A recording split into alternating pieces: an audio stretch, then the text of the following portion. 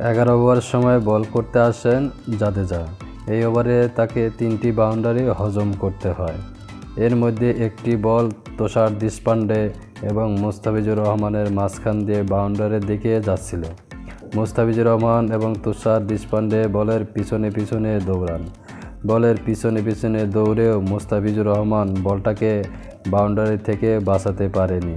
তাই দেখে খুব ঝাড়লেন জাদেজা, কেন মুস্তাফিজুর রহমান বলটাকে আটকাল না এবং ডাইভ দিয়ে ধরল না। এর আগের ওভারেই সহজ ক্যাচ ছেড়ে দেন পাতিরানা, সেই রাগই যেন ঝাড়লেন মুস্তাফিজের ওপর। প্রিয় দর্শক, এখন আপনারাই বলেন, মুস্তাফিজ কি ডাইভ দিয়ে বলটাকে আটকাতে পারত? কমেন্ট করে কমেন্ট বক্সে জানাবেন। আর পাতিরানার রাগ কেন মুস্তাফিজের উপর ঝাড়লো সেটাও কমেন্ট বক্সে কমেন্ট করে জানান। আর আমার চ্যানেলে যারা নতুন, চ্যানেলটি সাবস্ক্রাইব করে পাশে থাকা বেল আইকনটি বাজিয়ে দিবেন।